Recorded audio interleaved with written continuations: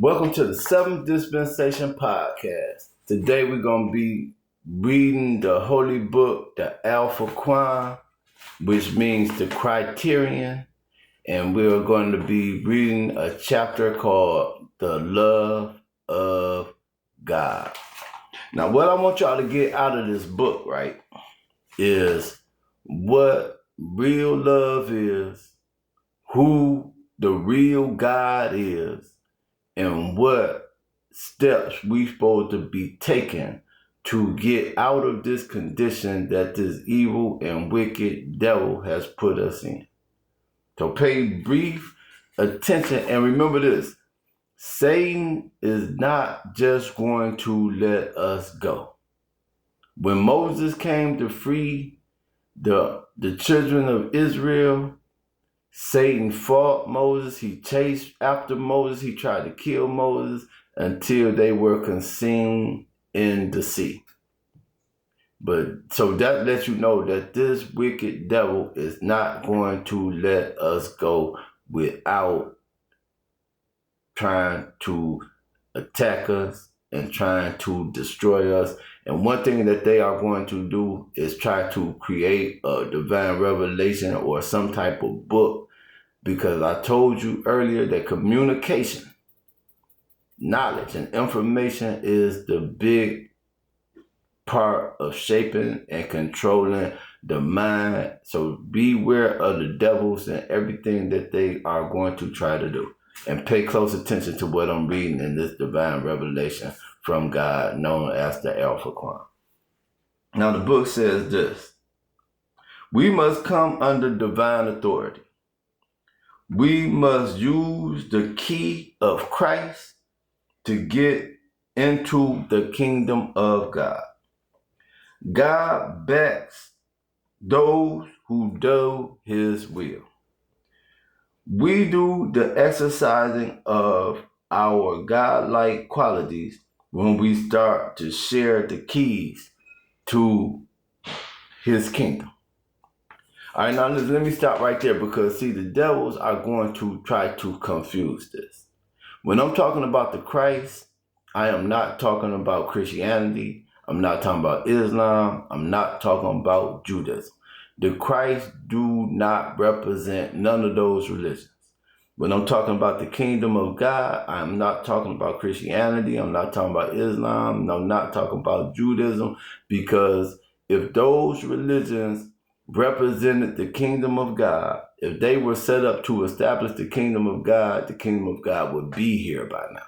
Those are religions that have been around for hundreds and thousands of years, and the world has got worse and worse and worse, and the devil has become more empowered under those religions.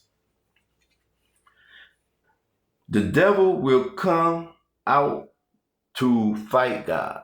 Now listen to what I'm saying. This is a message for the universe, for all the chosen ones. Listen what this book is teaching.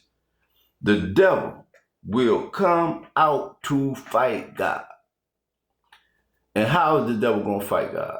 You got to remember, man, I was poisoned. I have had murder plots on my life. I have had people try to set me up on false charges, trying to get me incarcerated. So the devil is going to come at us in every kind of way to fight God, man. They don't like nobody who represent God. If you're not representing the devil and his devil religion and his devil culture, his devil society, his devil politics, they are going to fight you because the devil hates God. Now listen, it says the battle will be determined by our reaching out to God. We must never get tired, give up, or quit reaching out to God, because the moment we stop reaching out to God, we will begin losing the battle.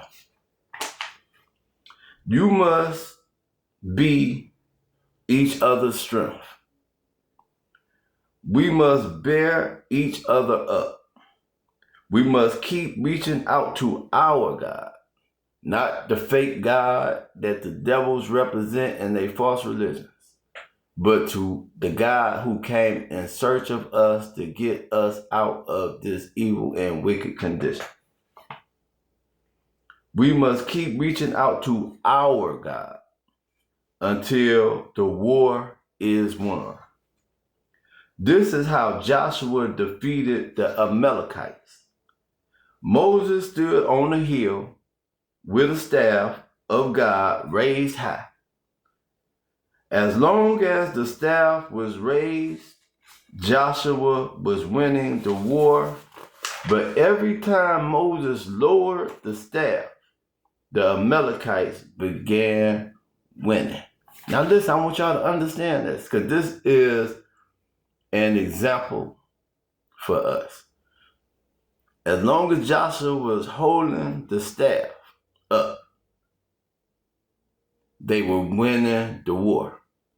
But every time he lowered the staff, every time he got tired and he lowered that staff, he began to lose the war.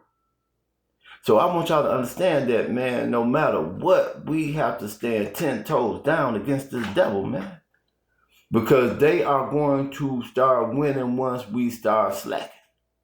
So do not slack, man. Rest up, take turns, and that's the only way we're going to defeat this evil and wicked devil, man. Now listen, Aaron and Hur became Moses' support. They held his arms up high as he stood on the hill. The Lord told Moses to write this on a scroll. God is our banner. As long as we keep our arms raised toward the throne of God, he will fight our battle for us. Now listen, this is saying as long as we keep striving, for the throne of God, and the throne of God is to see God in power, to see the kingdom of God established.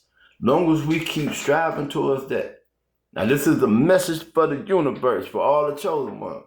As long as we keep striving to create this kingdom of God, to get all the chosen ones up and out the street, get all the chosen ones into some kind of housing, some kind of rehabilitation structure where they getting back power, getting their mind back together, right?